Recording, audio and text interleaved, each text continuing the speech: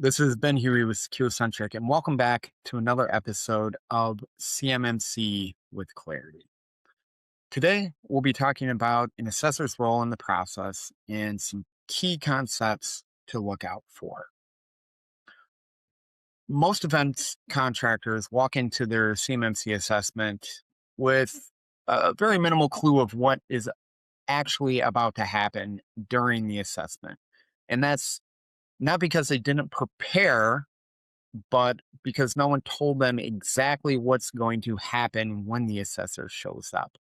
Outside of that initial kickoff with your C3PAO, there may not be a lot of clarity around that particular topic. So, in this episode, we'll let you know exactly what an assessor examines, what they ask, and what passing versus failing actually looks like. And we'll be using a real control as the example there. So, let's get into it. So by now, we've covered what CMMC is, what CUI is, how scope works, and what readiness actually looks like. So today, we'll talk about what an assessor is really doing, because an assessor is not trying to catch you. They're really verifying your effort and the execution. And once you understand this, the whole assessment process stops feeling like a threat and it becomes much more collaborative. So, CMMC assessment structure, specifically around a level 2 assessment, is conducted by a C3PAO or a certified third party assessment organization. They are authorized by the Cyber AB to conduct this assessment. They follow the standardized methodology, which is a CMMC assessment process, often referred to as the CAP, and they use something called the CMMC Assessment Guide, which is a structured playbook for evaluating each practice, right? Because there are 110 controls, there are 320 items that we're actually assessing against. And that is in NIST 800-171A, also called 171 Alpha. And that assessment typically runs over several days and usually includes both in-person and remote discussions. So going through your processes, your policies, your SSP, and then being on site for physical things and doing each one of the core assessment methods throughout that process, which is examine, interview, and test, right? Examine, we're going to review it, interview, we're going to talk to people about those processes and your policies, and then we're going to test. Show it to me in action. And not every control will have all three of these, but the higher risk ones, you can expect some form of all three of those to be in place. So let's pick a control and walk through it. So today we are going to look at 3.6.1, which is under your incident response plan. And the full requirement, the full requirement actually reads, establish an operational incident handling capability for organized systems that includes preparation, detection, analysis, containment, recovery, and user response activities. Now, that is the control itself. There are sub-aspects of that, A through G, that also need to be in place. But what does this actually mean? So in plain language, when something goes wrong, you need a documented plan and you need to be able to show that you can execute it, right? And consistently, this is one of the most underprepared controls that I see organizations run into. And it's not because it's technically hard, but because most organizations just treat it as a checkbox assignment, right? They write a policy, they download a policy, they file it away, and they assume that's good enough, right? I have an incident response plan, yes, but it is not, right? So let's talk about what an assessor is actually going to examine during this process. So 3.6.1, the examine phase is going to start with, what is your incident response plan, right? Can you show me the prepared document? They want to see it. They want to ensure that it covers, all 6 phases there, right? So preparation, detection, analysis, containment, recovery, and user response. We can also call that our cyber kill chain. They're going to look at the date that the policy was published. Is it current? Or did someone write that in 2019 and it's never been touched again? Right? Approval. They want this to be signed off on by someone authorized for your organization to do that. Right? Uh, for training, they need to validate that there's evidence of training. Are you guys actually using this as a living, breathing document? And are you documenting that and signing off on that when it's happening? Do your people know the plan exists? Do they know what to do if an incident or a breach happens? Right. And they'll also look for tabletop exercise records, which is huge, right? Because that's really demonstrating that you're practicing and it's not just written down. And again, that's where the last point is so key because so many organizations really stop right there, right? They have it, they don't actually test it, and then no one knows what to do. So during the interview phase, we start to get real, right?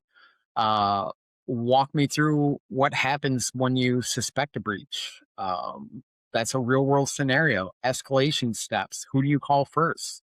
How do you decide when you need to notify the DOW or DOD or any other stakeholders?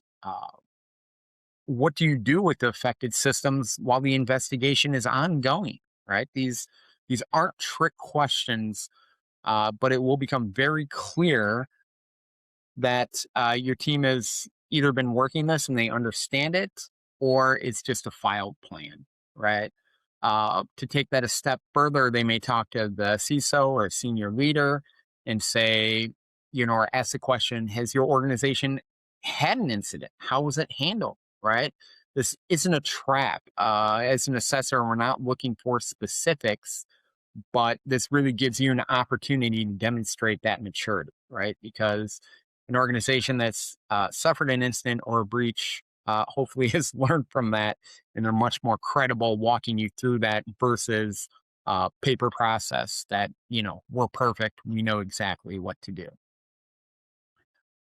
Um, so what does a pass actually look like and what does that mean? Right. So our IRP has been updated in the last 12 months. We talked about this being current and relevant to your organization, right? It's been approved by IT, HR, legal, the teams that are impacted here. We have the training, we've done the tabletops, we have documentation that's given us a consistent list and something that we need to follow. We have follow-ups. We're constantly updating and changing this. Um, and updated contact lists, right? This again huge. If the personnel that are listed have not worked at the organization for 3 years, it's going to be very clear that this is not a demonstratable process. And again, the DoD DOW reporting process, as part of your DFARS or any other regulatory requirements you may have as an organization, right? Those are hard and fast numbers that really need to be taken under consideration during this. So, what does a not met actually look like? So, generic policies, right? We downloaded this from the internet. This doesn't match what your organization has in any other policy. It's referencing different parts of the organization that may not exist. I've seen that happen. Outdated roles, no training, inconsistent response, right? So when we talk through basic escalation steps and how you're handling this as an organization, the IT folks say one thing and another team says another thing. Who's following what process, right? And do we actually understand what we're doing here?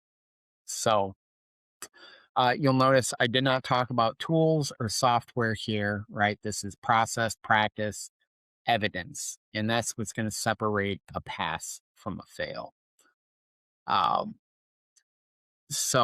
we've talked about it consistently, right? We're not asking if you have a tool. Uh, we're asking you, how are you handling this as an organization, and can you prove it, right? Proven behavior, consistency in your processes. Because as I've said every video, CMMC is not a product that you're buying, right? It's a practice that you build. And the companies that we've seen struggle during these assessments are typically the ones that have invested heavily in the technology side, but light in the process, right? So, hey, we have a tool that does that, but I cannot demonstrate that end to end, right? The best ones I've seen, especially when it comes to an IRP, are here our plan, here's the training, here's the last exercise, this is what we learned, this is what we're working on, right? So that combination of documentation, execution, and evidence is what I'm going to look for to make this score a met. So what are we covering next in this series? So, we're going to talk about that something I feel doesn't get enough attention in the CMMC conversation, which is architecture. Specifically, the way that you've designed your environment, having a major impact on how fast we can achieve compliance, or if this is going to be an uphill climb. And this is not about tools, but it is about the overarching conversation that we can and should be having as an organization as it relates to CMMC and the design of your environment. So, thank you for your time. We'll see you guys at the next one. Thank you.